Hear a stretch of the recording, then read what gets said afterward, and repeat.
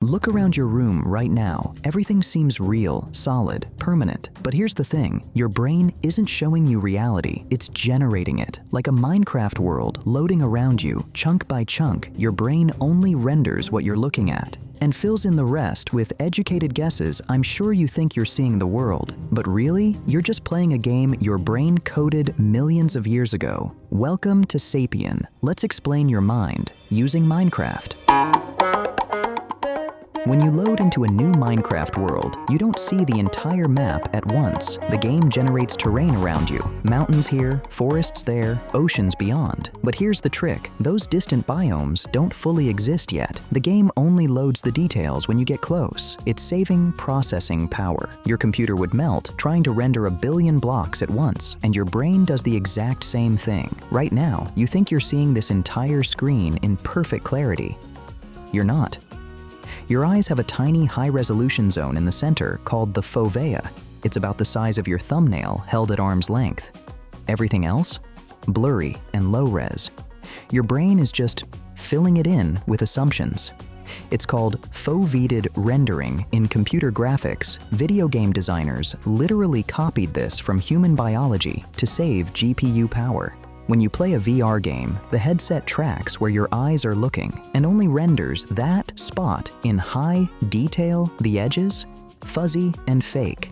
And you never notice because your brain is doing the same con job every single second. You are not perceiving reality, you are predicting it. And just like in Minecraft, where the sun rises and sets, where mobs spawn in the dark, your brain has rules, ancient rules, about what's safe and what's dangerous. Daytime in Minecraft, calm equals no threats. Nighttime, mobs everywhere equals panic mode. Your brain uses the exact same system. Bright room, cortisol stays low equals your fine dark alley. Adrenaline spikes equals every shadow becomes a predator. You're not paranoid, you're just running on survival mode firmware in a creative mode world. And if that isn't weird enough, wait until you hear what your brain does with memory. Spoiler, it's even more Minecraft than you think. Let's talk about the amygdala, your brain's fear center. It's small, ancient, fast, and incredibly dumb. In Minecraft, when you hear that hissing sound, you don't stop to analyze it. You know, creeper, run, now. That's your amygdala. It evolved to detect threats faster than you can think. A rustling bush 200,000 years ago could be wind or could be a leopard. The humans who paused to ponder that question? Eaten. The ones who ran first, asked questions later, they survived. You are descended from the paranoid ones, and that's why a single text, "we need to talk," can ruin your entire day. Your amygdala doesn't care that it's 2025. It doesn't know the difference between a predator and a passive-aggressive message. It just sees a threat signal and floods your body with cortisol. Your heart rate spikes, your stomach tightens. You start imagining the worst possible scenario. All because your survival mode brain is still looking for creepers in a world that doesn't have them anymore. Here's the kicker. This same system that kept us alive for millennia is now betraying us in the modern world. Notifications, threat signals, emails, potential danger, a full inbox. Your brain treats it like being surrounded by mobs at night with no shelter.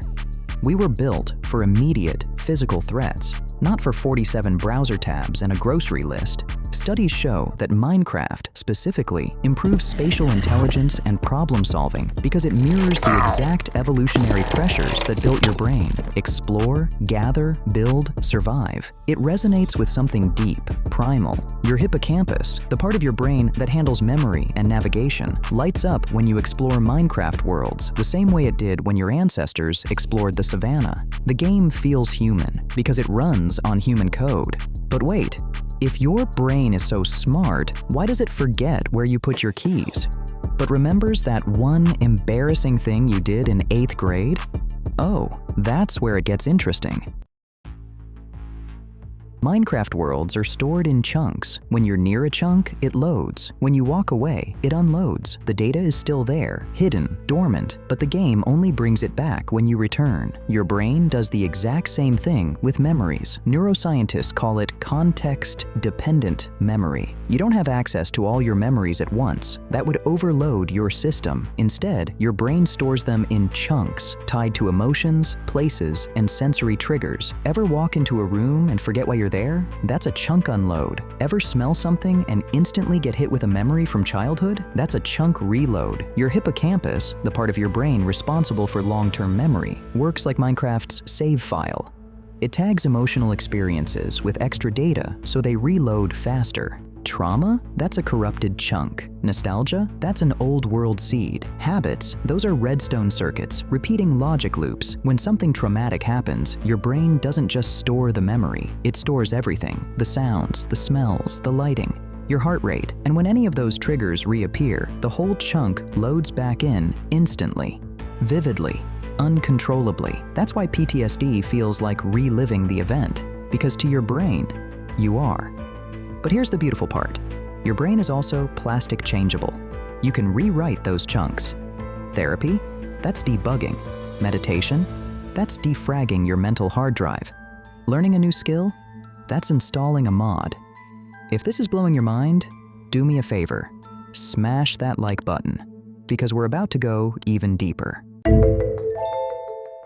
In Minecraft, you have a limited inventory, 9 hotbar slots, a small backpack. When your inventory is full, you feel it. You're slower, cluttered, stressed. You have to stop and organize. Your brain has the exact same problem, and it's called working memory. Psychologists agree. The human brain can hold about 3 to 5 items in active thought at any given time. That's it. That's your whole hotbar. And modern life, it's throwing 10,000 items at you per second. Emails, messages, notifications, deadlines, grocery lists, social anxiety, existential dread. Your inventory is full.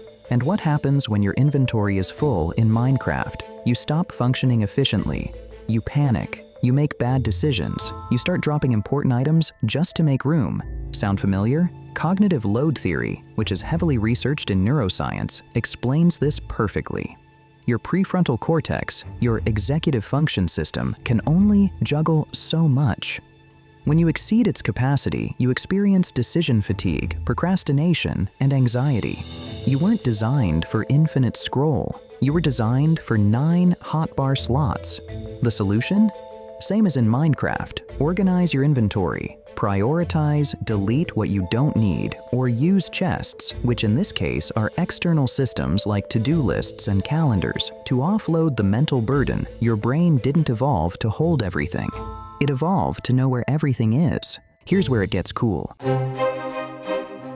Minecraft's crafting system is one of the most satisfying mechanics in gaming. You take raw materials, wood, stone, iron, and combine them into something new. Tools, weapons, shelters. That's not just game design, that's your prefrontal cortex. The human brain is the only brain on Earth with the ability to engage in combinatorial creativity, taking 2 unrelated ideas and smashing them together to create something novel. Fire plus meat equals cooked food. Boom, civilization unlocked. Wheel plus cart equals transportation. Electricity plus sand equals microchips. Crafting is the evolutionary signature of human intelligence. And here's the wild part. Playing Minecraft strengthens this neural system.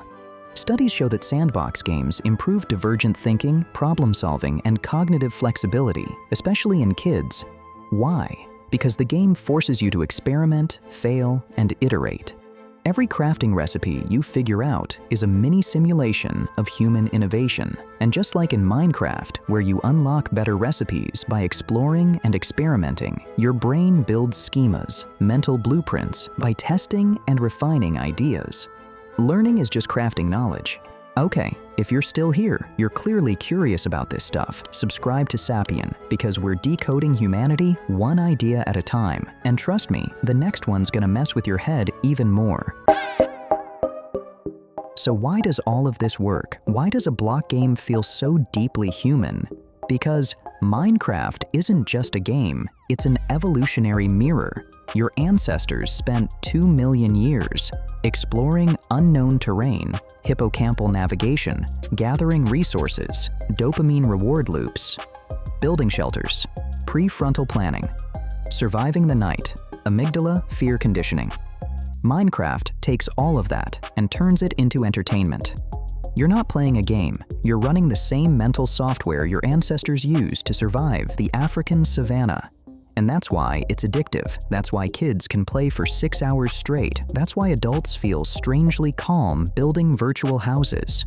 You're satisfying an ancient need. The same systems that kept early humans alive are now misfiring in a world of cubicle blocks and infinite terrain.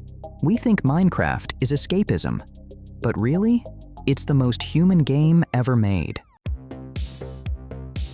And here's where it gets really interesting. Right now, we're living in a transition period. Our brains are running on Stone Age hardware in a digital age world. But what happens when we start upgrading the hardware? Brain-computer interfaces, neural implants, memory augmentation.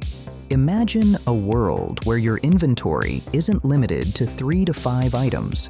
Imagine having instant access to every memory, every skill, every piece of information you've ever learned. Imagine creative mode for your mind. By 2050, neuroscience predicts we'll have non-invasive memory enhancement, neural-linked AI assistants, VR learning environments that rewire your brain 4 times faster than traditional education. Minecraft might not just explain how the brain works, it might preview what the brain is becoming. So here's the truth. Your brain is not a computer. It's a survival engine. It's not showing you reality. It's rendering a prediction. It's not storing perfect memories. It's saving emotional chunks. It's not broken when it gets anxious. It's just running old code in a new world, and maybe that's okay.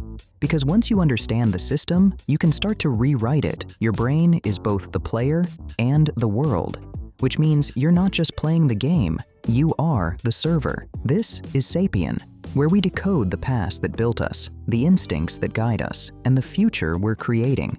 If this changed how you see yourself, hit subscribe. The next video might just rewire how you see everything else. See you next time.